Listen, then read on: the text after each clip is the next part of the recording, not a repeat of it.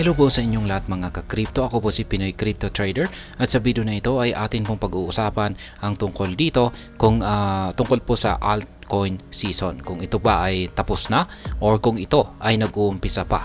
At ating pong pag-uusapan rito ang ibinahagi na pananaw or opinion ng isang kilalang crypto analyst na si Ginoong Michael Van de Poppe. Kaya ayan, ito pong si Ginoong Michael Van de Poppe ay madalas na rin po nating kino-content or pinag-uusapan yung kanyang mga ibinabahaging mga technical analysis sa iba't ibang mga cryptocurrencies. At ayan, bago po tayo magpatuloy ay nais ko lamang po munang bigyang linaw ang aking disclaimer kung saan ang nilalaman po ng video na ito ay hindi po ito isang financial advice. For education and information purposes lamang po ang layunin nito. Maliban po dito ay nais ko na rin pong magbigay babala na wala pong kahit anumang group chat ang Pinoy Crypto Trader. At ayan, sa mga hindi po pala nakakaalam ay kung pag sinabi po nating altcoin season ay yung mga magpapakita po ng magandang performance ay yung mga altcoins. Yan, kasi kung pag Bitcoin season ay syempre si Bitcoin lamang po yung nagpapakita ng magandang performance. Pero kung pag natapos na po yung Bitcoin season ay syempre altcoin season naman kung saan ay lahat po ng mga altcoins. At syempre kasama na po dyan yung mga meme coins na rin. Yan, nakikipagsabayan na rin ang mga meme coins sa mga altcoins. Kaya ayan, sabi rito ay analyzing altcoin strength.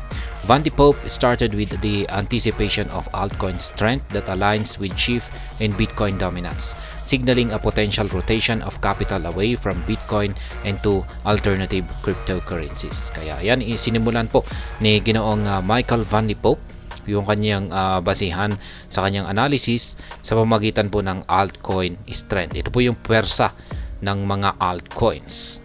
Kaya ayan, at ito po ay may kaugnayan sa tinatawag na Bitcoin dominance.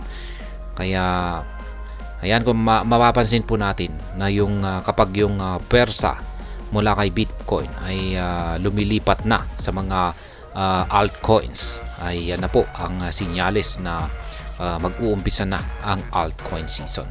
Van de Poppe emphasized the significance of monitoring dominance as a leading indicator of market sentiment and potential opportunities in altcoins. Kaya yan, binigyan po ng halaga, binigyan po ni Ginoong Michael Van de Poppe ang kahalagahan ng pagbabantay or pagmo-monitor sa dominance ni Bitcoin. Kasi ito raw po ay isang leading indicator. Kung pag sinabi po nating leading indicator, ay ito po ay isang nangungunang signal or nakakapagbigay ito ng maagang signal kung meron na pong pagbabago sa kalagayan ng market.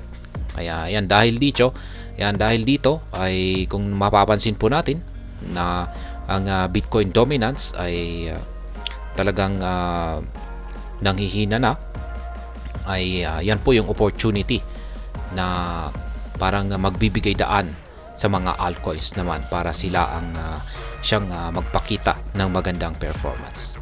Currently, Bitcoin is at 50% dominance, making it a buy opportunity for altcoins. Kaya yan, sa kasalukuyan ay ang dominance po ni Bitcoin ay nasa 50%. Kaya ayon po kay Ginoong Michael Van de Poppe ay ito na raw po ang tamang opportunity para bumili ng mga altcoins.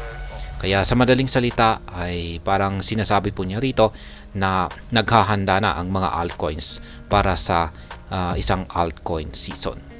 The analyst notes that the rising wedge pattern in Bitcoin dominance historically signals potential strength for altcoins when broken to the downside. Kaya ayan, sabi ni Ginoong Michael Van de Poppe ay meron po kasi siyang nakita na isang rising wedge pattern dito sa dominance ni Bitcoin. At kung sakaling nagkaroon po ng breakout sa lower portion nito, ay ayan na po ang magbibigay ng puwersa sa mga altcoins para magpakita ng magandang performance. Or dito na po papasok ang altcoin season.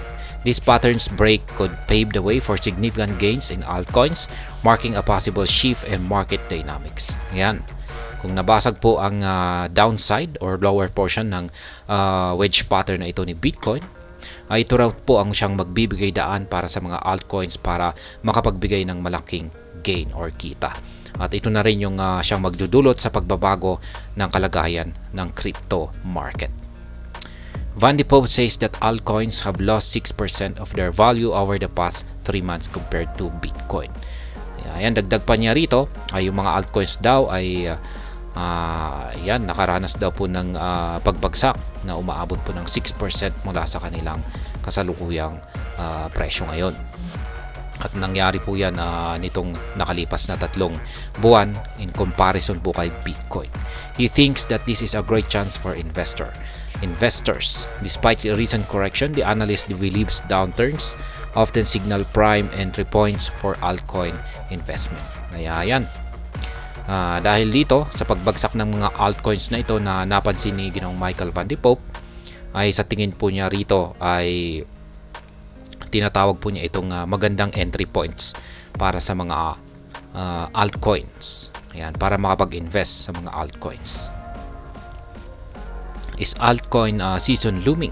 Even though Van de Poppe is bullish on altcoin season, the possibility of another altcoin season is being questioned as the altcoin season index surged above 75 earlier in 2024 only to drop to 25 following the halving event, indicating a focus on Bitcoin. Kaya ayan, na-content ko po ito sa isang nakalipas na video pero hindi po siya na-upload. Ayan, na-delete ko, pero na-delete ko na po kasi siya kaya hindi ko na po siya pwedeng ma-re-upload. Kaya ayan, meron na rin po kasing isang metric na tinatawag pong altcoin season index. Ayan, na nagpapakita na wala pa tayo sa altcoin season. Nasa Bitcoin season pa po tayo. Base po sa altcoin season index na ito ay kasalukuyang nasa 25 yung kanyang level. Para maituring po na nasa altcoin season tayo, ay kailangan po na umangat yung level nito sa 75 or higit pa. Kaya ayan, kung umangat po siya sa 75 or higit pa, ay saka po natin masasabi na ito ay na tayo or ang market ay nasa altcoin season na. Pero sa ngayon ay ayan, sabi rito ay the index sits at 39, suggesting no imminent altcoin season. Ayan, sa kasalukuyan ay ito po pala ay nasa 39 na level. Kaya ibig sabihin po nito ay Bitcoin season pa rin po tayo ngayon. Kaya yan po ay kontra or against dito sa inilabas na pananaw ni Ginoong Michael Van de Poppe. Kaya hindi po sila magkatugma. Pero pagdating po dito kay Ginoong Michael Van de Poppe, ayan, ay nag-uumpisa na po or naghahanda na po ang altcoin season.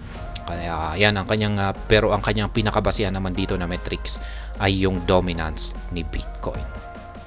At hanggang dito na lamang po tayo sa video na ito. Sana po ay inyong nagustuhan ang aking paliwanag dito.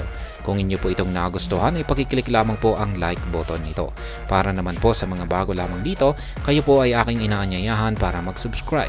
Pakiclick na rin po ang bell icon nito dahil ito po ang siya magsisilbing notification nito sa mga bago kong videos na akin pong ina-upload sa aking YouTube channel na ito. Marami pong salamat sa panonood. Ingat po tayo lagi at God bless po sa ating lahat.